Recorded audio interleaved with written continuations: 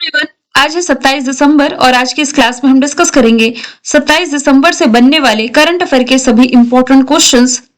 Previous class में हमने देखा था कि इसरो ने अभी हाल ही में LVM Mark 3 M6 रॉकेट के जरिए 6100 किलोग्राम का ये जो अमेरिकी सैटेलाइट था ब्लू बर्ड ब्लॉक 2 इसे लॉन्च किया है। कहां से? श्रीहरिकोटा आंध्र प्रदेश से। फिर इसी से रिलेटेड दूसरा क्वेश्चन था कि अभी हाल ही में दुनिया का जो सबसे बड़ा कमर्शियल कम्युनिकेशन सैटेलाइट है ब्लू बर्ड ब्लॉक 2 जो अमेरिका से रिलेटेड है लेकिन लॉन्च किया है इसरो ने। दिसंबर 2025 में ब्रिक्स की अध्यक्षता मिली है भारत को। नोबेल पुरस्कार देने वाली स्वीडिश अकेडमी की नई प्रमुख बनी इंग्रिड कार्लबर्ग। और सुप्रीम कोर्ट ने अरावली पर्वतमाला क्षेत्र की कितनी ऊंची पहाड़ियों को इसका हिस्सा होने के लिए परिभाषित किया, तो ये 100 मीटर का दायरा है। गुड गवर्नेंस डे 25 दिसंबर को मनाया गया। अभी हाल ही में कतर की कैपिटल दोहा में करप्शन के अगेंस्ट यूनाइटेड नेशंस कन्वेंशन के सदस्य देशों का 11वां समिट आयोजित किया गया। 2025-26 में दुनिया के सर्वश्रेष्ठ कुजीन या आप कह सकते हैं भोजन शहरों में नंबर 1 शहर है नेपल्स, इटली का। 5वें स्थान पर रहा है महाराष्ट्र की कैपिटल मुंबई।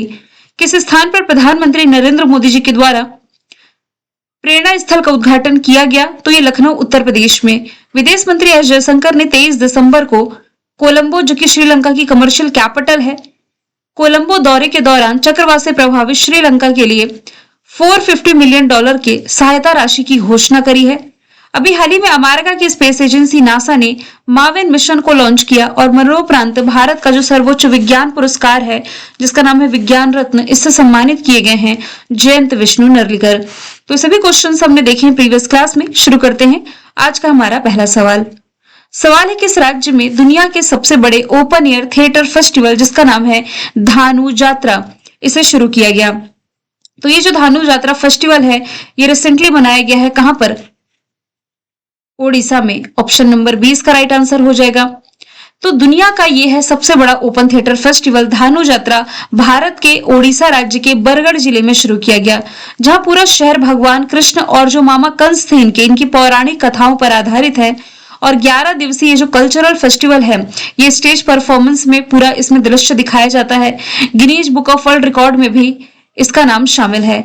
तो फेस्टिवल का नाम है धानु यात्रा फेस्टिवल, मनाया जाता है ओडिशा के बरगढ़ में। 11 दिन का ये फेस्टिवल है। कृष्ण लीला का इसमें मंचन किया जाता है।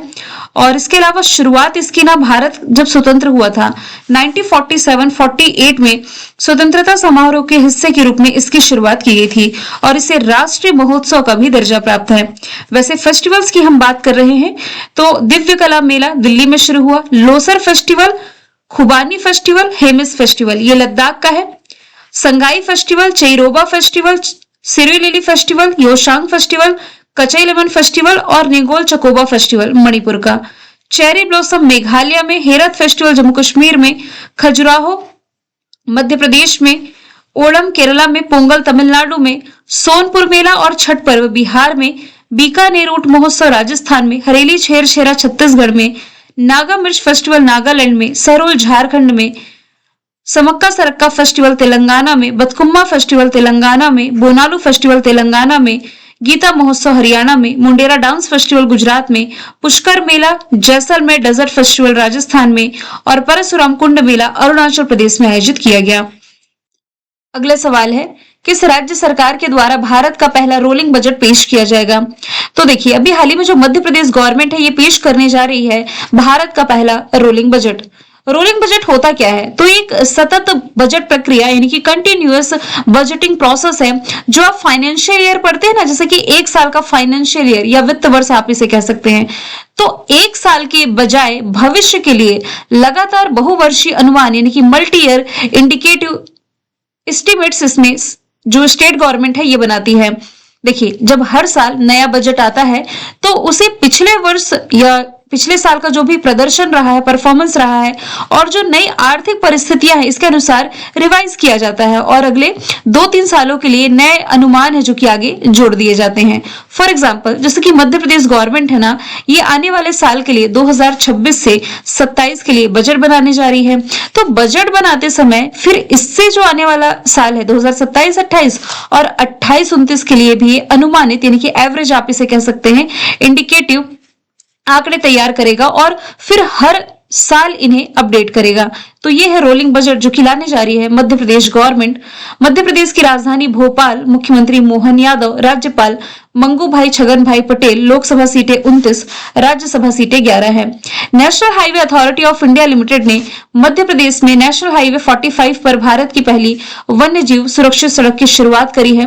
दिसंबर 2025 में मध्य प्रदेश ने घोषणा करी कि वह नक्सलवाद मुक्त हो चुका है। और धार जिले में प्रधानमंत्री मित्र पार्क की जो शिलान्यास है प्रधानमंत्री नरेंद्र मोदी जी ने किया। जबलपुर में भारत का पहला हिंदी माध्यम का एमबीबीएस कॉलेज बनेगा। पचमढ़ी वन्य जीव अभ्यारण्य का नाम बदल करके भभूत सिंह वन्य जीव अभ्यारण्य किया गया। राहवीर योजना, देश की पहली जीसीसी पॉलिसी। प्रोजेक्ट चीता के तहत बोत्सवाना से 8 चीते भारत लाए गए। ग्वालियर को यूनेस्को ने सिटी ऑफ म्यूजिक चुना। माधव टाइगर रिजर्व देश का 58 नंबर का टाइगर रिजर्व है। देश की पहली सोलर सिटी बनी है सांची। और प्रधानमंत्री नरेंद्र मोदी जी ने ग्वालियर में बायो सीएनजी प्लांट के साथ आधुनिक आत्मनिर्भर लाल टिपारा का जो गौशाला थी, लाल टिपारा गौशाला, इसका उद्घाटन किया है। सवाल नंबर 3 है, हरियाणा में किस नए जिले की ऑफिशियली तौर पर घोषणा हो चुकी है? वैसे ये डिस्कशन में था पिछले 10-15 दिनों से। अब ऑफिशियली तौर पर जो हंसी है, ऑप्शन बी राइट आंसर होगा, ये हरियाणा का नया जिला बने जा रहा है। अब ये नया जिला बनेगा मतलब कि अब यहाँ पर जिलों की संख्या 23 हो जाएगी। ये निर्णय एक आधिकारिक सरकारी अधिसूचना जारी होने के बाद प्रभावी हो चुका है और इसका उद्देश्य है क्षेत्र में शासन व्यवस्था में सुधार करना और विकास गतिविधियों में तेजी लाना। अब जिलों की संख्या बढ़ जाएगी तो ऑब्वियस है कि इसमें जो एडमिनिस्ट्रेटिव वर्क है ये बढ़ेगा, एक जिले के ऊपर लोड कम हो जाएगा। यदि बात की जाए हरियाणा की राजधानी चंडीगढ़, मुख्यमंत्री नायाब सिंह सैनी। नेशनल पार्क में सुल्तानपुर कलेश्वर है। लोकसभा सीटें 10, राज्यसभा सीटें 5, विधानसभा सीटें 90 हैं। नेक्स्ट यदि हम देखें हरियाणा के करंट अफेयर की तरफ, तो अभी 11वें नंबर का भारत अंतरराष्ट्रीय विज्ञान महोत्सव पंचकुला हरियाणा में आयोजित किया गया। खेलो इंडिया पैरा गेम्स के दूसरे एडिशन और पहले एडिशन दोनों में ये टॉप पर था। कुरुक्षेत्र में अंतरराष्ट्रीय गीता महोत्सव का आयोजन किया गया। हरियाणा राज्य महिला आयोग की ब्रांड एम्बेसडर शफाली वर्मा बनी। और राष्ट्रीय बालिका दिवस के मौके पर यहां सम्मान संजीवनी ऐप लॉन्च किया गया। हरियाणा गवाह संरक्षण योजना की शुरुआत की गई। इसके अलावा एआई आधारित चैटबॉट सारथी लॉन्च किया गया। साथ ही यहाँ पर 2 हड़प्पा स्थल है, मिताथल और टिहराना। इन्हें ऑफिशियली रूप से संरक्षित पुरातत्व स्थल और स्मारक घोषित किया गया है। लोकसभा अध्यक्ष ओम प्रकाश बिरला ने पिछले साल के नवंबर में सोनीपत में देश के पहले संविधान संग्रहालय का उद्घाटन किया था। चौथे नंबर का सवाल है, भारत का सबसे बड़ा गोलाकार पत्थर का भूल भुलैया किस राज्य में खोजा गया? तो रिसेंटली इसकी खोज की गई है महाराष्ट्र में। ऑप्शन 20 का राइट आंसर है। तो जो भारतीय पुरातत्वविद है यानी कि इंडियन आर्कियोलॉजिस्ट है, इन्होंने अब तक का सबसे बड़ा गोलाकार पत्थर का भूल भुलैया खोज लिया है महाराष्ट्र में। महाराष्ट्र के सोलापुर जिले के बोरामानी घास के मैदानों में इसकी खोज की है, जो कि लगभग 2000 साल पुरानी है। आर्कियोलॉजिस्ट ने इस संरचना को सातवाहन वंश से कनेक्ट किया है, जिसने पहली से तीसरी शताब्दी ईस्वी के बीच में दक्कन के बड़े हिस्से पर शासन किया था। तो जैसा कि भूल भुलैया आप देख पा रहे हैं, ये गोलाकार पत्थर का भूल भुलैया जो महाराष्ट्र में खोजा गया और ये भारत का सबसे बड़ा है। यदि बात की जाए महाराष्ट्र की कैपिटल मुंबई, मुख्यमंत्री देवेंद्र फडणवीस है। यहाँ के 5 जो बीचेस है, समुद्र तट, इन्हें इंटरनेशनल ब्लू फ्लैग का सर्टिफिकेट मिला। गणेश उत्सव को राजकीय उत्सव घोषित किया गया। सतनावरी ये भारत का पहला स्मार्ट इंटेलिजेंट विलेज बनने जा रहा है। माथेरान में हाथ रिक्शा को अमानवीय प्रथा बताते हुए इसे बंद किया गया है और इसके स्थान पर ई रिक्शा चलाने का आदेश दिया सुप्रीम कोर्ट ने। माथेरान महाराष्ट्र का प्रसिद्ध हिल स्टेशन है। पशुपालन को मुर्गी पालन का दर्जा दिया गया। शक्तिपीठ एक्सप्रेसवे प्रोजेक्ट को मंजूरी मिली। देश का पहला अंडर वाटर म्यूजियम, पहली एआई यूनिवर्सिटी, हिंदी को सामान्य तीसरी भाषा के रूप में लागू करने की घोषणा की गई।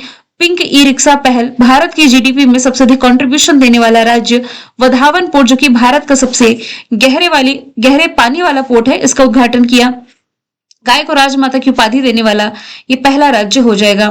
पूछा जा रहा है आईआईटी दिल्ली के द्वारा लॉन्च किया गया है दुनिया की पहली एआई लैब असिस्टेंट प्रणाली, इसका नाम क्या है? अभी यदि आप लोगों ने कल या परसों की करंट अफेयर की क्लास देखी होगी तो उसका डिटेल में हमने डिस्कशन किया था कि कौन सी आईआईटी है जो कि दुनिया का पहला एआई लैब असिस्टेंट प्रणाली बनाने जा रही है। तो ये आईआईटी दिल्ली ने बनाया, एक तो आंसर ये हो गया। अब पूछा जा रहा है इस एआई लैब असिस्टेंट प्रणाली का नाम क्या है? तो इसका नाम हो जाएगा आईला, ऑप्शन नंबर ए इसका राइट आंसर है। आपके एग्जाम में क्वेश्चन किसी भी तरीके से पूछा जा सकता है, इसलिए दोनों साइड से आपको याद रखना है। तो अभी हाल ही में आईआईटी दिल्ली ने अंतरराष्ट्रीय वैज्ञानिकों के सहयोग से एक उन्नत एआई प्रणाली विकसित करी है, जिसका नाम हो जाएगा आइला। आलिया नहीं है, आइला है। पूरा नाम हो जाएगा आर्टिफिशियली इंटेलिजेंट लैब असिस्टेंट। और ये एआई बिना मानव हस्तक्षेप के प्रयोग कर सकती है और प्रयोगशालाओं में रिसर्च को तेज और सटीक बनाएगी। ये डेनमार्क और जर्मनी के वैज्ञानिकों के सहयोग से विकसित किया गया है। तो आइरिस क्या है? ये देश की पहली एआई टीचर है। केरल की राजधानी तिरुअनंतपुरम में लॉन्च की गई थी। अच्छा, डीएला क्या है? डीएला का डिस्कशन हमने किया था। अभी हाल ही में अल्बानिया ने दुनिया की पहली एआई मंत्री लॉन्च करी है, इसी का नाम हो जाएगा डीएला। फिर इसके अलावा यदि बात की जाए वीर की, वीर का करंट अफेयर हमने कहां पर पढ़ा है? देखिए, अभी हाल ही में जो हमारी भारतीय सेना है, इंडियन आर्मी, तो भारत का जो पहला इलेक्ट्रिक व्हीकल जो इंडियन आर्मी के लिए लॉन्च किया गया, इसी का नाम वीर हो जाएगा। सवाल छठवा है, हाल ही में चर्चे में रहा घोस्ट पेयरिंग का संबंध किससे है? तो इसका संबंध हो जाएगा साइबर अटैक से। हाल फिलहाल ये ट्रेंड में बना हुआ है घोस्ट पेयरिंग। देखिए, भारत में साइबर सुरक्षा को लेकर के एक नई और गंभीर चेतावनी जारी कर दी गई है। जो CERT इन है, ये क्या है? देखिए, इसकी फुल फॉर्म बनती है computer emergency response team. Hindi में लिखा हुआ है भारतीय कंप्यूटर आपातकालीन प्रतिक्रिया बल ने व्हाट्सएप यूजर्स को निशाना बनाने वाला जो एक्टिव साइबर हमला है, इसके संबंध में हाई सिवियरिटी एडवाइजरी जारी करी है। इस हमले को घोस्ट पेयरिंग कहा जा रहा है। क्यों? क्योंकि इसके जरिए ना जो साइबर अपराधी है बिना पासवर्ड या सिम स्वैप किए बिना ही व्हाट्सएप अकाउंट पर कंट्रोल हासिल कर लेता है। ये वाला क्वेश्चन आपके कंप्यूटर पार्ट में पूछा जा सकता है। घोस्ट पेयरिंग जो चर्चे में रहा, इसका संबंध किससे है? अब देखिए, जो हमला हो रहा है ना, इसकी विशेषता ये है कि डिवाइस लीकिंग फीचर का गलत इस्तेमाल हो रहा है। बिना ओटीपी यानी कि वन टाइम पासवर्ड और पासवर्ड अकाउंट इसमें हैक हो जाता है। यूजर को भी इसमें पता नहीं चल पा रहा है। सवाल नंबर 7वां है, सुप्रीम कोर्ट ने किस पक्षी के संरक्षण के लिए सौर ऊर्जा संयंत्रों और बिजली लाइनों पर प्रतिबंध लगाया है? तो अभी हाल ही में जो ग्रेट इंडियन बस्टर्ड है, इनके संरक्षण के लिए सुप्रीम कोर्ट ने सोलर ऊर्जा प्लांट और फिर बिजली लाइनों पर प्रतिबंध लगाया है। ये जो प्रतिबंध है मुख्य रूप से राजस्थान और गुजरात के जो सेंसिटिव क्षेत्र है, यहां पर लगाए गए हैं, जिससे कि पक्षी को तारों से टकराने से जो इनकी डेथ हो जाती है ना, इससे बचाया जा सके। तो देखिए, ये राजस्थान का राजकीय पक्षी भी है और इसका वैज्ञानिक नाम हो जाएगा एरोडेटिक नाइग्रिप्स। आगे चलते हैं। अच्छा, सुप्रीम कोर्ट ऑफ इंडिया का डिस्कशन है। सुप्रीम कोर्ट ऑफ इंडिया के पहले मुख्य न्यायाधीश हीरालाल जेकानिया थे, अभी 53rd नंबर के हो जाएंगे जस्टिस सूर्यकांत। विशाखापट्टनम में आयोजित किया गया पेसा महोत्सव 2025, इसका शुभंकर क्या था? तो ये भी क्वेश्चन मैं आपको पढ़ा चुकी हूं कि पेसा फेस्टिवल की मेजबानी 23 और 24 दिसंबर को विशाखापट्टनम ने की, जिसका शुभंकर रहा था कृष्णा जिंका। ऑप्शन सी इसका राइट आंसर है, कृष्णा जिंका यानी कि काला हिरण। और इस दौरान पेसा पोर्टल का भी शुभारंभ किया गया और इसका पर्पस है जनजाति समुदायों के सुशासन, उनकी सांस्कृतिक विरासत और उनके राइट्स के प्रति अवेयरनेस फैलाना। अब देखिए, हिमालयन किंगफिशर, खम्माघनी, उज्ज्वला, ये किसी ना किसी के तो शुभंकर रहे हैं। एक स्लाइड के माध्यम से रिवीजन करेंगे। खेलो इंडिया यूथ गेम्स इसी साल खत्म हुआ बिहार में, जिसका शुभंकर गज सिंह था। अभी रिसेंटली राजस्थान में संपन्न हुआ है खेलो इंडिया यूनिवर्सिटी गेम्स, जिसका शुभंकर था खम्माघनी, जो कि ऊंट को रिप्रेजेंट कर रहे हैं।